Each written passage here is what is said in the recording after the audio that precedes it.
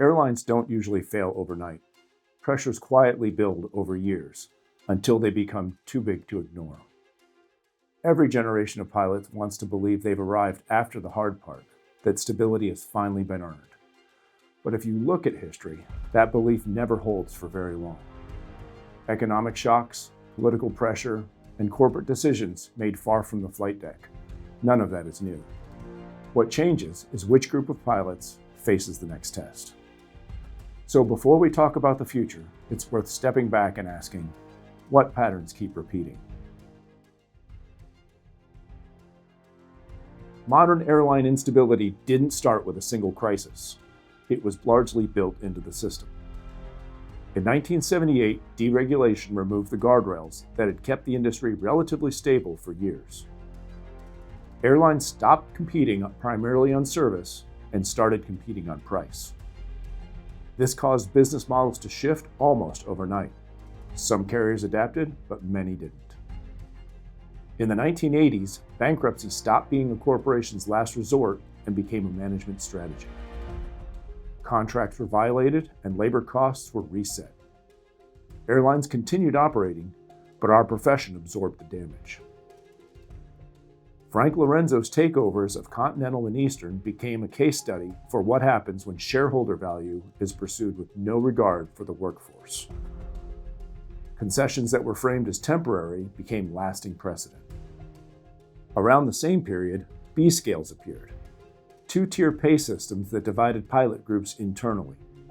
United's 1985 strike over the so-called Blue Skies contract ended with a promise that pay rates would merge over time. But the lesson stuck.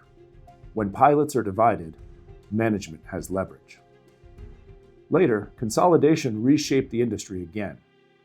Mergers created fewer, larger carriers with more market power, while others disappeared entirely.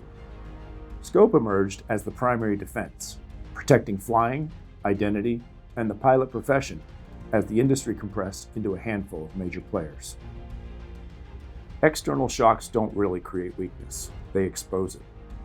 Instability isn't an outlier in our industry, it's the baseline condition. These moments are often treated as surprises, but they are not rare events. Contracts don't fail immediately, they get stretched, interpreted, and pressured. Because when things tighten, nobody argues about what the contract says. They argue about what everybody assumes it means. When stress hits, assumptions go first. Southwest experienced this directly. The MAX grounding wasn't just an aircraft issue, it was a shock to our operation. Assumptions stopped holding, schedules tightened, and as flying became constrained, the pressure wasn't isolated. It showed up across our CBA, in work rules, scheduling, pay protections, and scope. Our CBA itself didn't break, it was tested, which is exactly what contracts are written for.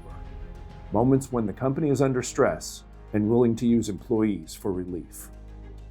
Southwest's 2022 operational meltdown confirmed issues that our pilots had been raising for years.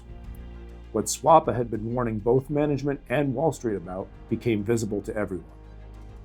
SWAPA testified, documented the failures, and explained how our system broke. Our efforts led to CBA changes aimed at preventing a repeat. Contract 2020 delivered real improvements, more realistic operational planning, major gains in benefits and retirement, and overall schedule stability. But within months, Elliott Investment Management entered the picture. And less than a year after that, Southwest Airlines announced the first layoff in its history. It was a watershed moment because once capital discipline showed up, sentiment stopped carrying as much weight. It was a reminder that no pilot group is immune and that nothing should be treated as untouchable. Nothing you enjoy at this airline exists by default. Not pay, not benefits, not schedules, not scope.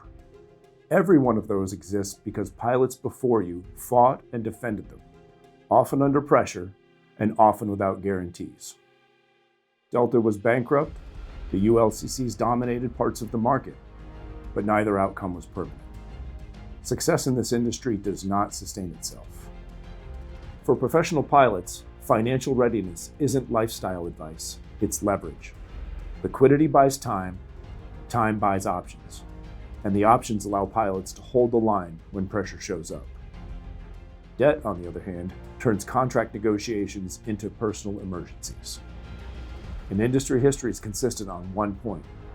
While scope tends to survive the chaos, everything else gets renegotiated when the stress becomes high enough. The company plans in quarters. Investors plan knowing they can leave. The only group that plans long-term for pilots is pilots. You are not a bystander in this industry. You are not a passenger at this carrier. You are the primary activist investor in Southwest Airlines.